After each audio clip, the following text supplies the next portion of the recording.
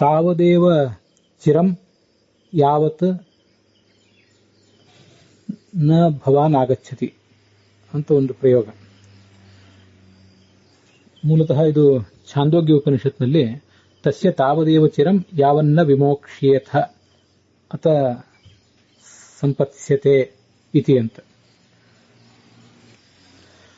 ಛಾಂದೋಗ್ಯದ 6ನೇ ಅಧ್ಯಾಯ, ಅಲ್ಲಿ ಗುರುಪದೇಶದಿಂದಲೇ ಪರಮಾತ್ಮನ ಪ್ರಾಪ್ತಿ ಅನ್ನುವಂಥ ಒಂದು ಪ್ರಕರಣ.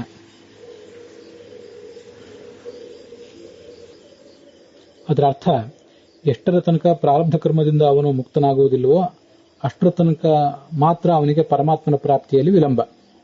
ಭೋಗದಿಂದ ಪ್ರಾರಬ್ಧ ಕರ್ಮ ಕಳೆಯುತ್ತೆ ಎಂದರೆ ಕೂಡಲೇ ಅವನು ಪರಮಾತ್ಮನನ್ನು ಹೊಂದುತ್ತಾನೆ ಅಂತ ಅದರ ಅಭಿಪ್ರಾಯ. ಅನೇಕ ಕಡೆ ನಾವು ವ್ಯವಹಾರದಲ್ಲಿ ನೀವು ಬರುವುದೊಂದೇ ತಡ, ಎಲ್ಲವೂ ಸಿದ್ಧವಾಗಿದೆ, ನಾವು ನಿಮಗಾಗಿ ಕಾಯ್ತಾ ಇದ್ದೇವೆ, ಹೀಗೆಲ್ಲ ಹೇಳ್ತೇವೆ. ನೀವು ಬರುವುದು ಅಂತ ಅಲ್ಲಿ ವಿಧಿ ರೂಪವಾಗಿ ಪ್ರಯೋಗ ಮಾಡಿದ್ದೇವೆ. ನೀವು ಆದರೆ ವಾಸ್ತವಿಕವಾಗಿ ನೀವು ಬರದಿರುವುದರಿಂದ ತಡವಾಗಿದೆ ಅಂತ ಅರ್ಥ. ಹೀಗೆ ನೀವು ಬರದಿರುವುದು ತಡ ಆಗುವುದಕ್ಕೊಂದು ಕಾರಣ. ನೀವು ಬರುವುದೊಂದೇ ತಡ ಅಂತ ನಾವು ವಿದ್ಯಾತ್ಮಕವಾಗಿ ಕನ್ನಡದಲ್ಲಿ ಅದನ್ನು ಪ್ರಯೋಗ ಮಾಡ್ತೇವೆ.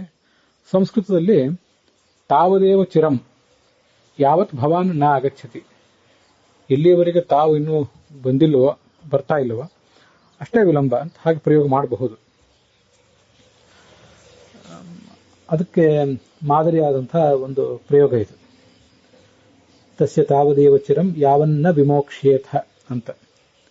ಇದಲ್ಲದೆ ಹೋದ್ರೆ ಸಂಸ್ಕೃತದಲ್ಲಿ ನಾವು ಮಾತನಾಡುವಾಗ ಇಂಥ ಪ್ರಯೋಗಗಳನ್ನೇ ನಾವು ಮಾಡುವ ಪ್ರಸಂಗ ಬಂದಾಗ ಬೇರೆ ಬೇರೆ ತುಣುಕು ವಾಕ್ಯಗಳನ್ನು ಸೇರಿಸಿ ಪರದಾಡಬೇಕಾದ ಪ್ರಸಂಗ ಬರ್ತದೆ. ಭವಾನ್ ಇದಾನೀಮಪಿ ನ ಆಗತಃ ಅತಃ ವಿಳಂಬ, ಹೀಗೆಲ್ಲ ತಾವಿಲ್ಲಿವರೆಗೂ ಬಂದಿಲ್ಲ ಆದ್ರಿಂದ ವಿಳಂಬವಾಗಿದೆ ಅಂತ ಜೋಡು ವಾಕ್ಯಗಳನ್ನೆಲ್ಲ ಪ್ರಯೋಗ ಮಾಡಬೇಕಾಗ್ತದೆ. ಅದ್ರ ಬದಲು ಇದೊಂದು ತುಂಬಾ ಸರಳವಾದಂತಹ ಪರಿಣಾಮಕಾರಿಯಾದ ಪ್ರಯೋಗ.